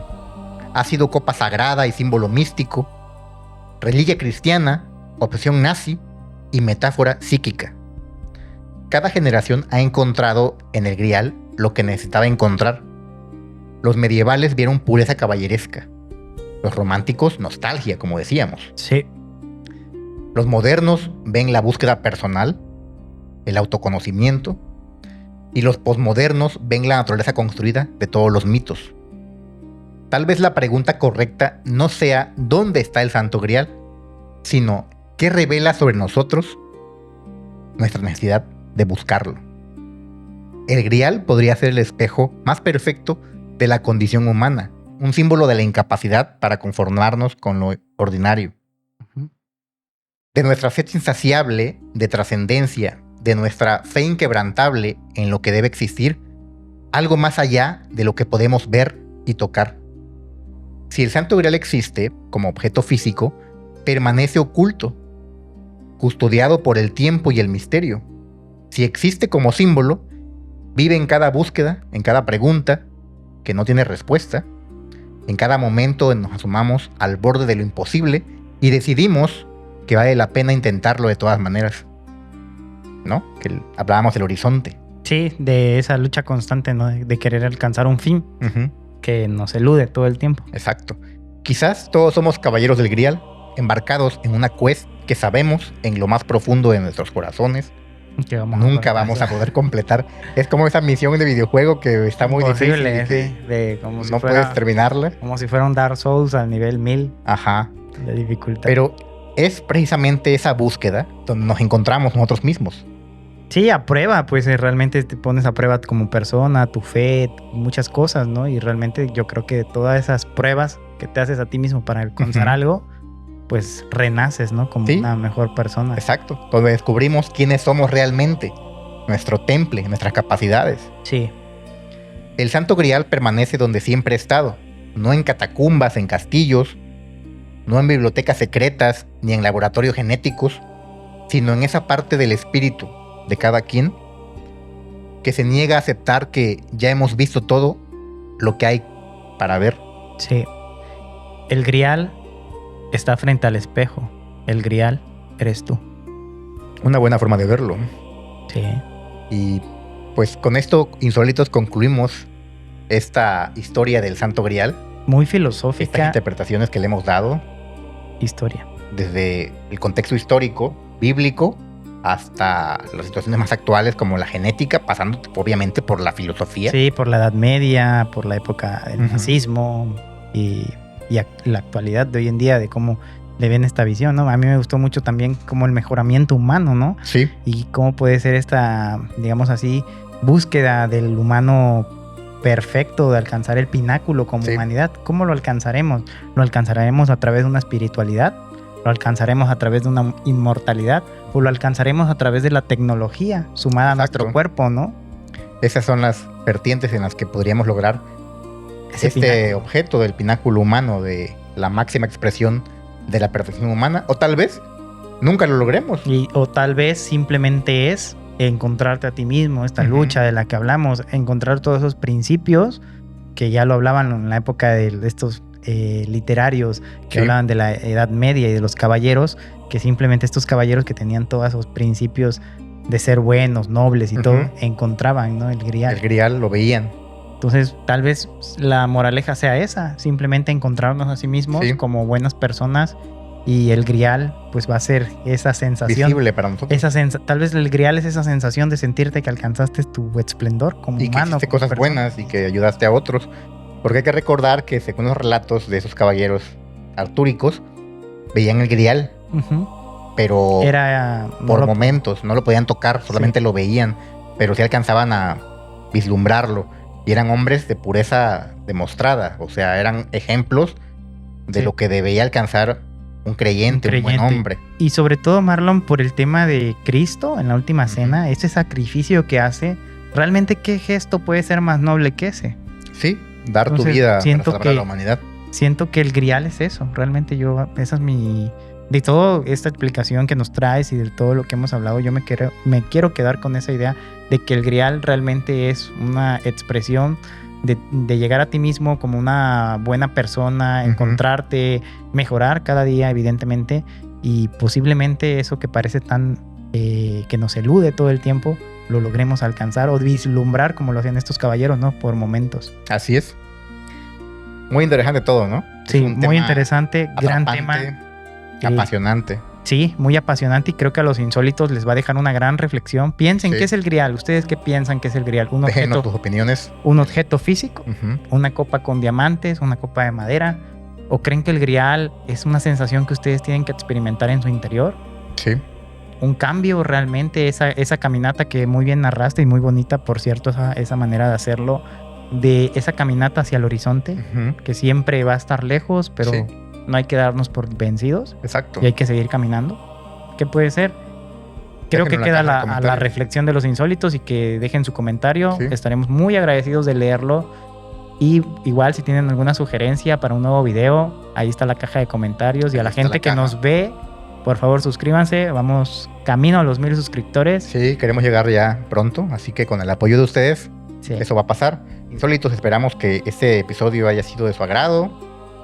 Si quieren saber más sobre el Santo Grial, pues ya hemos dejado aquí recomendaciones, ¿no? Películas, videojuegos, series, obras literarias.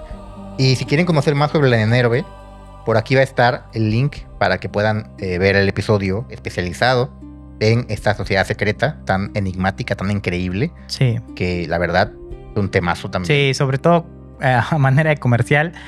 No simplemente se habla de este cáliz, sino que también se habla de varias cosas, ¿no? Sí. De varios artefactos, digamos, únicos. Así es. Y que se les atribuyen poderes, y que sobre todo a Nenérbe buscó incansablemente hasta el que cayó el Tercer Reich. Así es. Entonces, muchas gracias, amigos. Ojalá les guste el video. Así es. Y bueno, les mandamos un caluroso abrazo desde aquí, la Sociedad de lo Insólito. Sí, amigos, nos despedimos y nos vemos en la próxima ocasión. Esto fue la Ciudad de lo Insólito. Hasta luego. Cuídense, amigos. Sean el cáliz.